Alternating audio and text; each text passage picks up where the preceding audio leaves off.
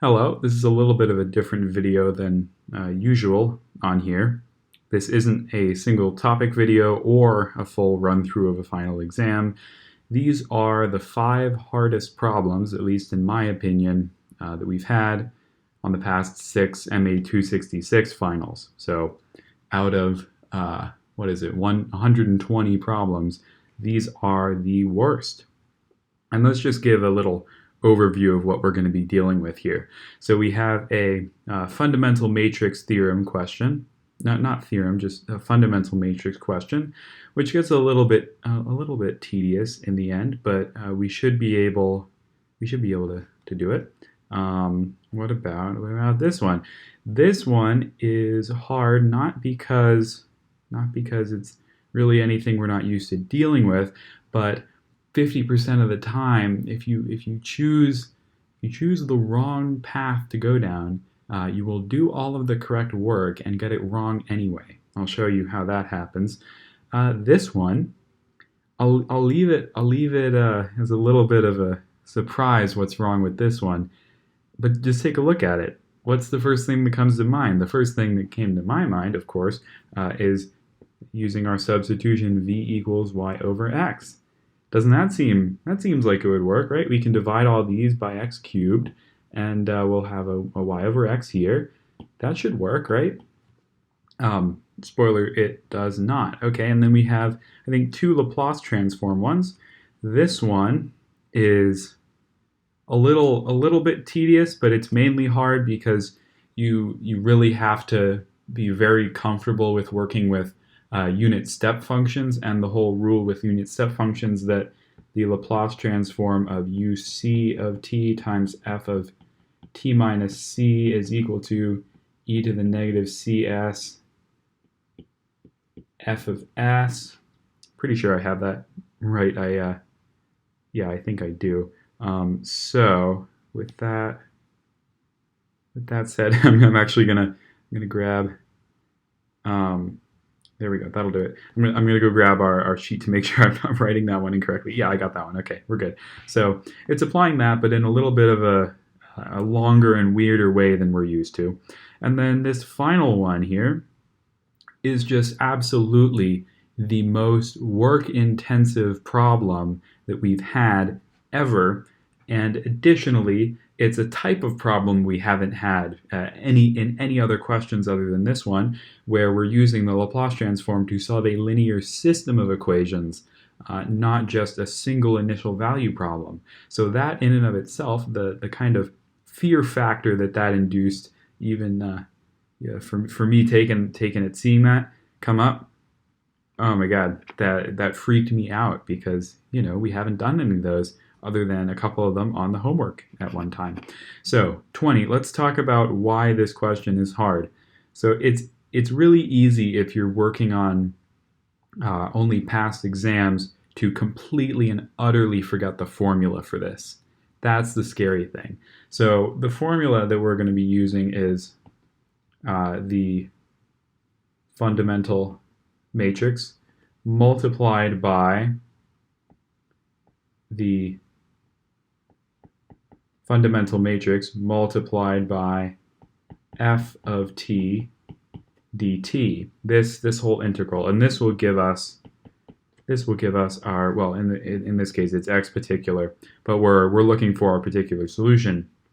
F of t just comes from this term right here, and we have our fundamental matrix already. So this should be good, and I very much hope that I even wrote the correct formula down. That would be slightly embarrassing, and in fact I did. I think I did. I'm pretty sure actually in here that this is I think it's actually the inverse of that evaluated at 0, or is it just the inverse? See, this is exactly what I'm talking about. I thought I remembered this one going in. So I'm gonna go find the correct formula, and I'll be right back. Okay, so I actually had both of these wrong. This is completely not staged. I did forget our formula. It's the inverse, just evaluated at t. We're not taking it at at 0. Okay, let's find these. So we're going to need the inverse of our fundamental matrix. That will be 1 over the determinant of our fundamental matrix, which is 2e to the 4t, and then we're multiplying that by this guy where we switch the a and the d positions, so we get e to the 3t, e to the t, and then we swap the signs on the other two positions, so e to the t, negative e to the 3t. Okay, so there's our inverse. Now let's take that and multiply it by f of t, which is just this bit of our equation that makes everything non-homogeneous. So that is 0 for e to the t. We will get a 2 by 2 matrix, and actually I can get rid of our Laplace transforms for a bit. That gives us a little extra space. Okay, this will give us what? Well, I'll multiply this in at the very end. We get minus 4e to the 4t, 4e to the 2t. Oh, and I'm wrong. It doesn't, sorry, that's a stupid mistake. It doesn't give us a 2 by 2. It gives us a 2 by 1. 2 by 2 times a 2 by 1. Yeah, we get a 2 by 1. Okay, so there we have that. Now let's divide it by 2e to the 4t. So we get minus 2 and 2e to the negative 2t. Now we're integrating this and kind of getting rid of the plus c's, and we're going to be left with a final calculation, which is just e to the t, e to the 3t, minus e to the t, and e to the 3t. So that's just our normal fundamental matrix, and we're multiplying that by the result of the integral of this, discarding all of our c's. We get negative 2t and negative e to the negative 2t. This gives us, theoretically, our correct answer. We will get minus 2t e to the t, and then minus e to the t. Yeah, okay, we're good so far. Sorry, I'm paranoid. And then down here we get 2t e to the t minus e to the t. So we can factor out an e to the t to put it into the form that they want, which is negative 2t minus 1, 2t minus 1 times e to the t. That is our x. That is our x particular, which is our correct answer choice D. And you'll see for all of these questions, I actually hid the correct answer choice in there just to make sure that I don't, hype it all up as the hardest questions and then get them wrong, because that would be a little embarrassing. So recapping, this question is hard because it's pretty hard to remember this formula, because usually when we have the fundamental matrix as an inverse, we're evaluating it at 0, because remember the expression for e to the at, the matrix exponential, is phi of t multiplied by phi inverse at 0, which is another little bit of a weird one to remember. But okay, we made it out of this one alive. Number 20. So let's begin this question normally, and then I'll show you where, at least when I do it one way, I get a completely different answer, and I think it's well, you'll see. So we're solving for our eigenvalues first. We're solving negative 1 minus lambda times negative 3 minus lambda plus 10 is equal to 0. Lambda squared plus 4 lambda plus 13 is equal to 0. Okay, we're going to get some complex stuff. So negative b over 2 is negative 2 plus or minus the square root of b squared. B squared here is 16 minus 4 times 13.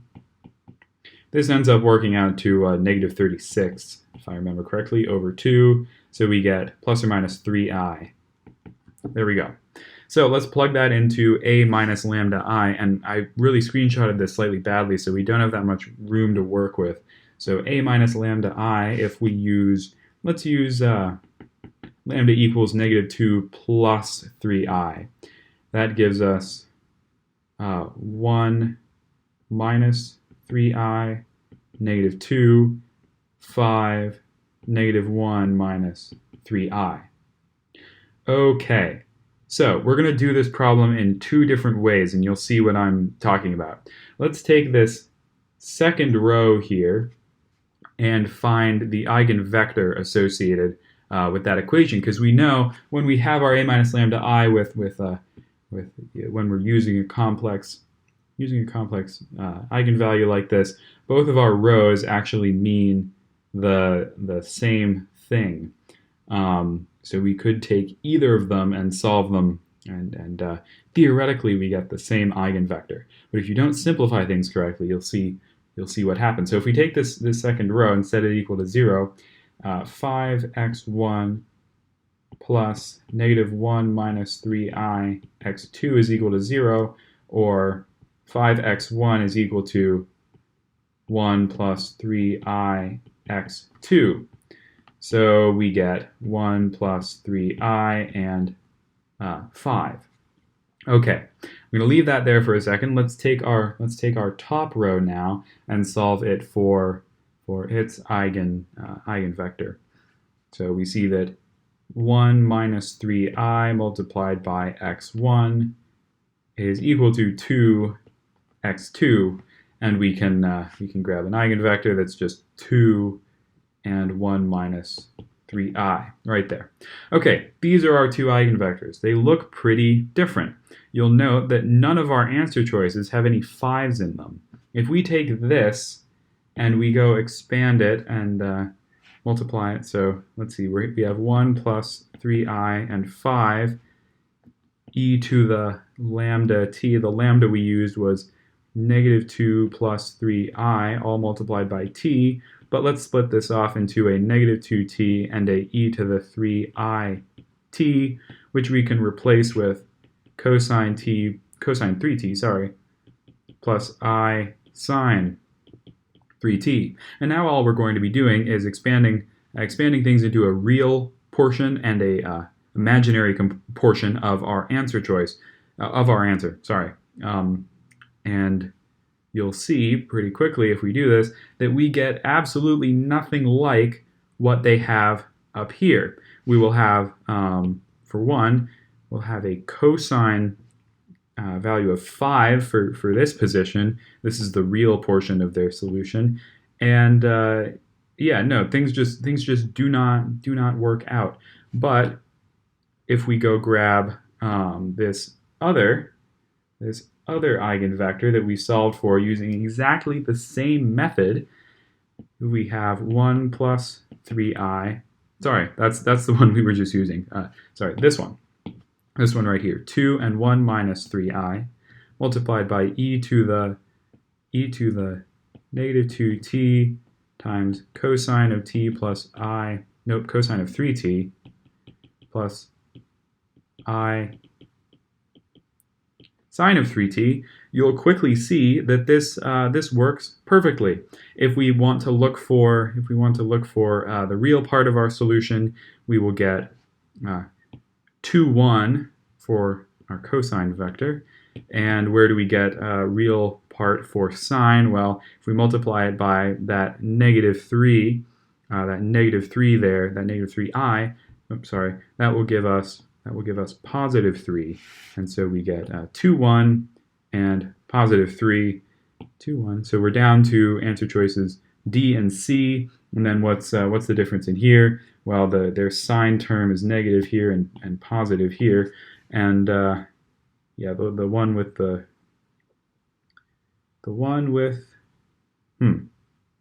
think I actually have to solve this. Okay, so looking for complex solutions coming out of here, we'll get those when we multiply cosine by negative 3i. Oh, I see what they did. Okay, so we would expect to have negative 3 here, but what they've done is just taking the 2, 1 that we'll get for sine, flipped its sign, flipped the sign in here, and just adjusted C2 to compensate. So, in the end, C is our answer, but for literally months, I was solving this one the other way, because I kind of default to using whichever row here has a real value for x1.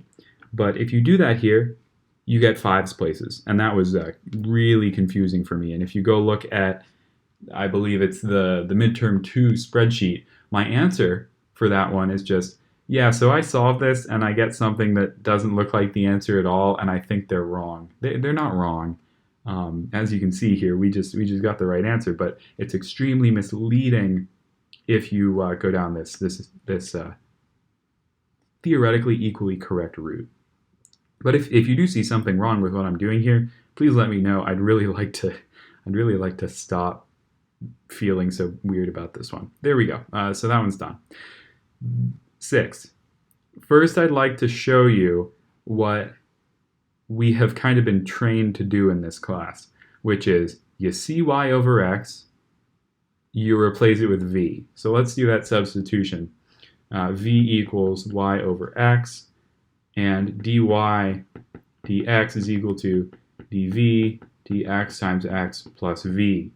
So we will get dv dx times x plus v is equal to, well, let's divide the top and the bottom of this rational expression by x cubed.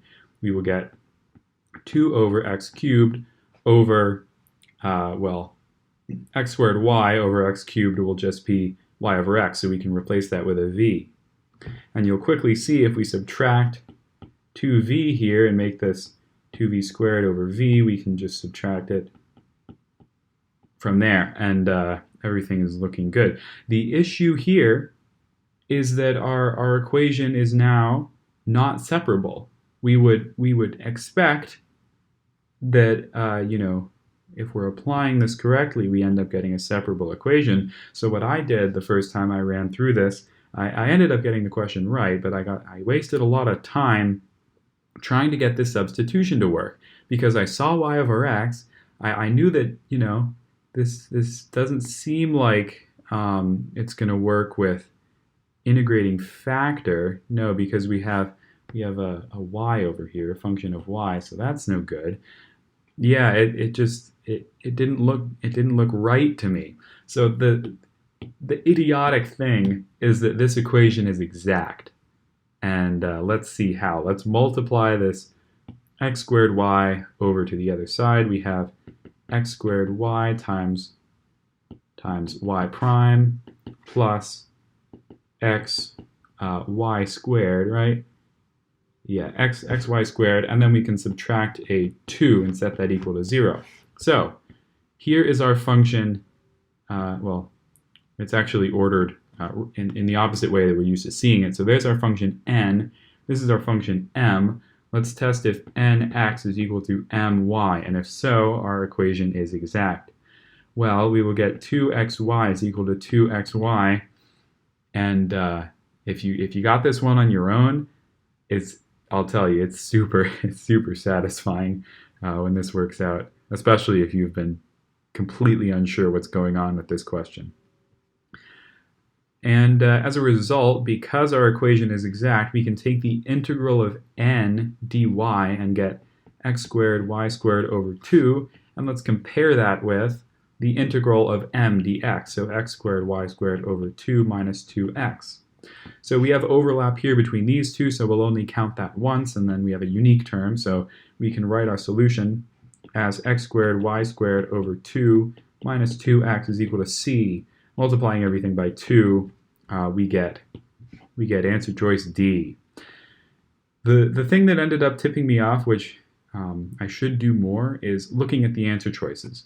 These answer choices, where we have some implicit function of x and y set equal to c, is pretty much only something that we see with exact equations. And so if you took a look there, even before you even tried the question, you could probably guess, okay, this looks exact. But if the first thing that you do is see y over x and try to go to v land, it will not go well for you. So that's why I have this one in the list. Okay, 17, we have a slightly scary Laplace transform to take. So setting up f of t from this piecewise equation isn't really the problem because we know that the function that we can add on to e to the 2t, t squared, such that our entire function is equal to 0 between 0 and 1, and 1 for, or sorry, equal to this thing for t greater than or equal to 1 is just u1 of t. So f of t is equal to u1 of t times e to the 2t t squared. So there are a couple leaps in logic that need to happen now. We need to recognize that this thing can be essentially ignored for now, because the Laplace transform of anything times e to the negative ct, and I'll go. This is a good time to go pull up the sheet. Where is it? Yeah, e to the ct times f of t. That will just give us f of s minus c. So all we're doing in the end is replacing s with s minus 2. So we can completely get rid of this guy as long as we keep track of that effect in the end when we find our answer choice. And given what they have here, it's kind of hard not to, because we have so many s plus 2's, s minus 2's to look at. Although we can go in and get rid of b and a, just because those all have s plus 2's, and we are pretty sure that we want s minus 2. Okay, so now the game becomes, with all of these unit step functions, to get the thing into the form of this, f of t minus c. So every t has to be attached to a minus c. In this case, we want a minus 1. So let's try to do that. If we say that f of t is equal to u1 of t times t minus 1 squared, what does that look like? Well, that's u1 of t. I'll do a new line for this. u1 of t multiplied by t squared minus 2t plus 1. Okay, so we need to adjust for this kind of unequal change that we've made, because right now this thing is definitely not equal to that thing. So we can work this out by adding u1 of 2t, right? Because this thing will evaluate to part of it will be u1 times negative 2t, and then if we add u1 times 2t to that, that will kind of undo that whole process. And then we'll need to subtract u1 of t. So that will undo the change we've made here. This constant that we've added times u1 of t, we can just subtract it out right there. But now we have one more thing to do, because this this u1 of 2t is not in the form where all of the t's are replaced with t minus 1's. So let's take this and rewrite it. So f of t is equal to u1 of t times t minus 1 squared plus u1 of 2 t minus 1, which is really equal to u1 of 2t minus u1 of, there we go, 2t minus 2. And subtracting 2 u1, so if we multiply this out, we get u1 multiplied by 2t times negative 2 u1. So all we'll need to do to fix that is add 2 to this u1, and this really shouldn't be u1 of t, should it? This should just be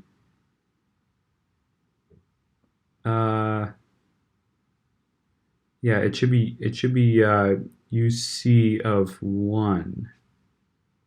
It should be uc of 1. There we go. And so we need to add 2 to that to fix this change. So we'll have plus u1 of 1.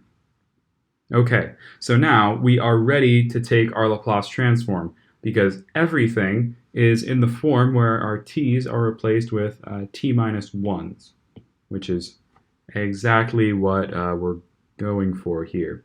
So let's take all of these Laplace transforms. We know that the Laplace transform of uc of t times f of t minus c is equal to e to the negative cs f of s. So we can just factor that f of that e to the negative cs outside of everything.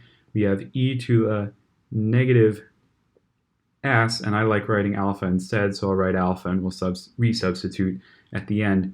And then in here, we will have f of s, which is the Laplace transform of f of t. Remember that everything inside here is t minus c, so we need to take the Laplace transform here of just t squared, here of 2t, and here of just 1.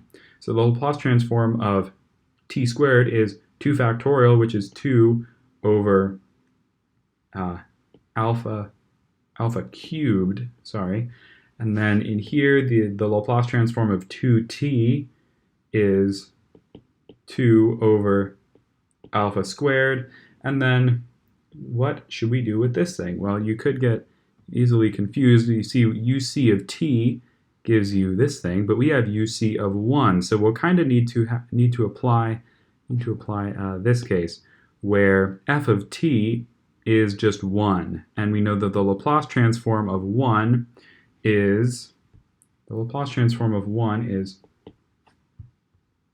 you go up here 1 over alpha. So we get 1 over alpha right there. And then our final step, and I should have circled it or something, we have to replace all of our alphas that we have down here with alpha minus 2's. So doing that, we get c. No, sorry, we get e. We have e to the negative alpha. We will get negative alpha plus 2, and then everything else in here matches up. Perfect.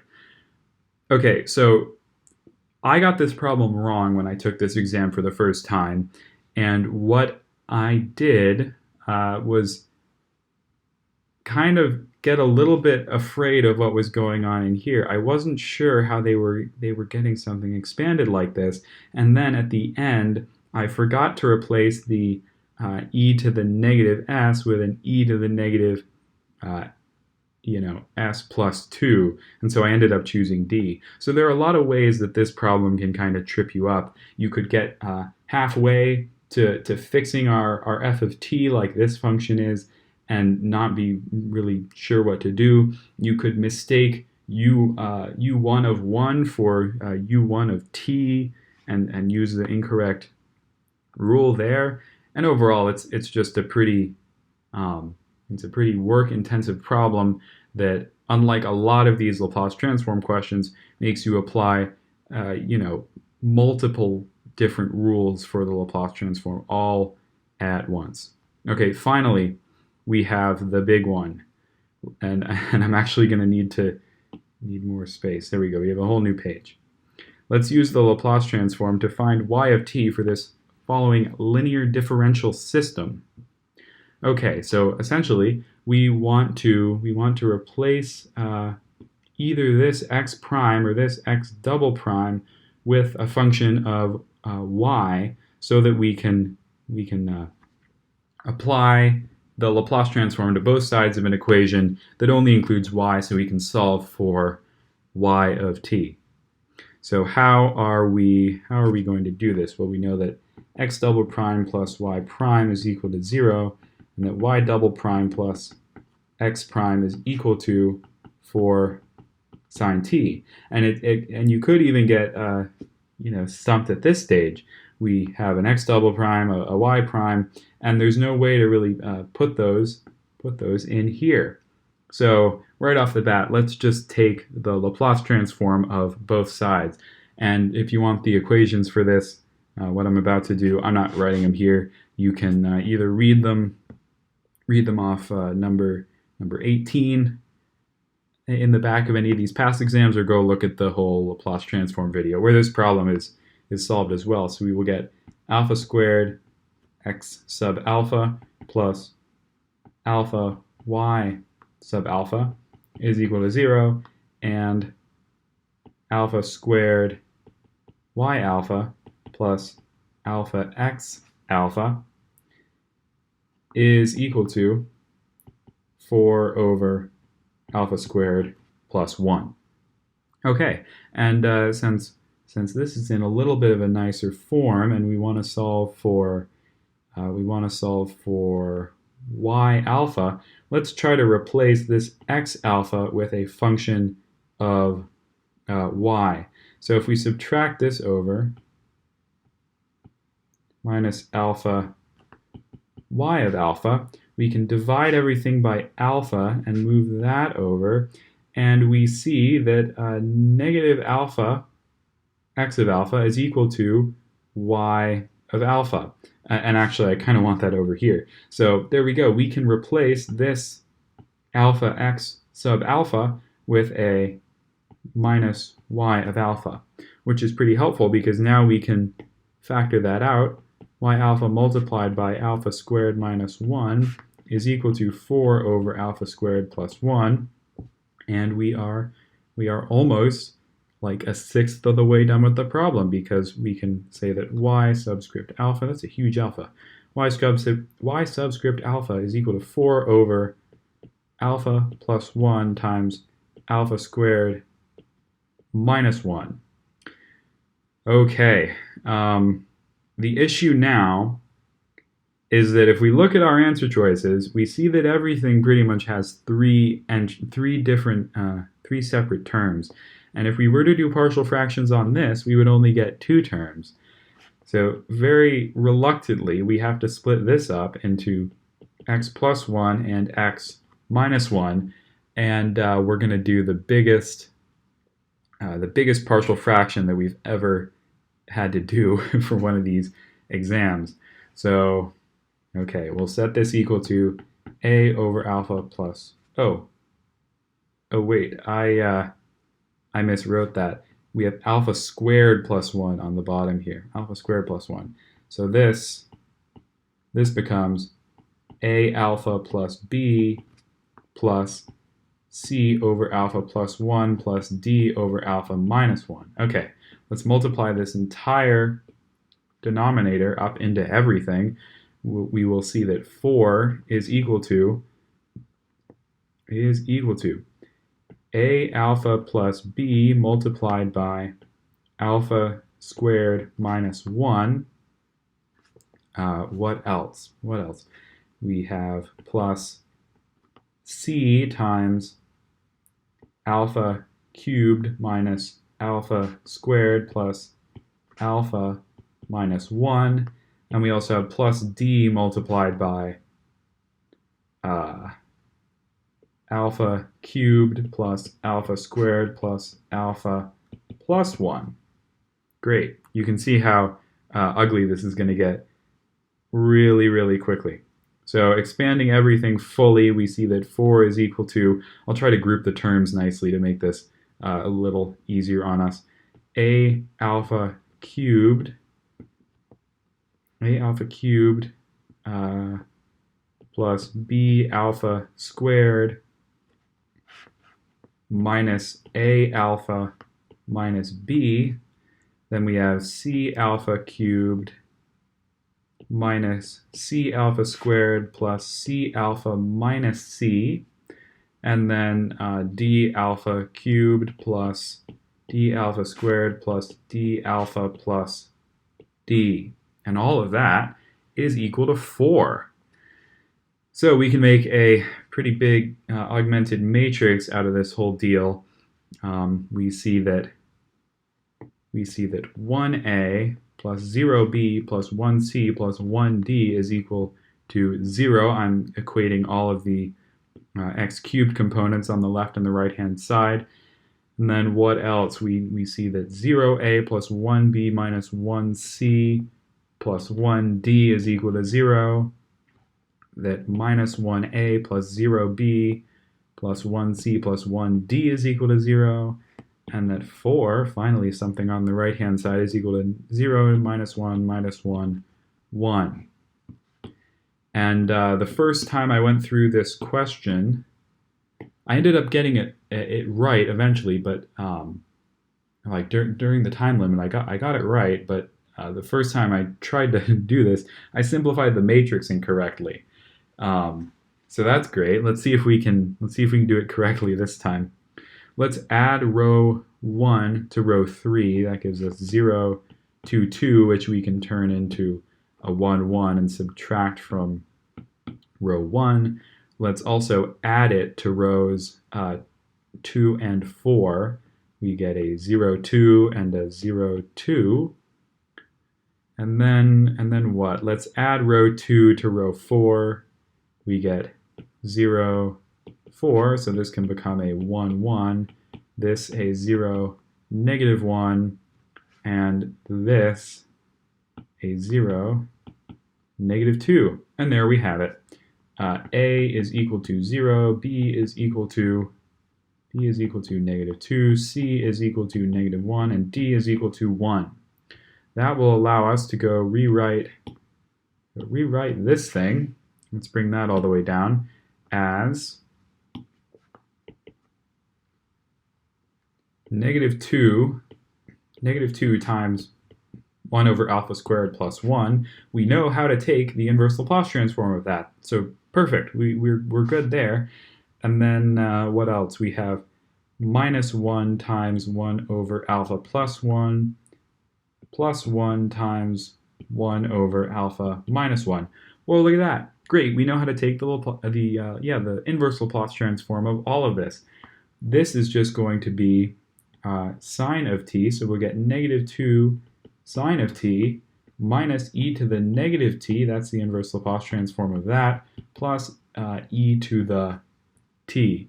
And looking back up here, phew, there's our answer. This question just takes you on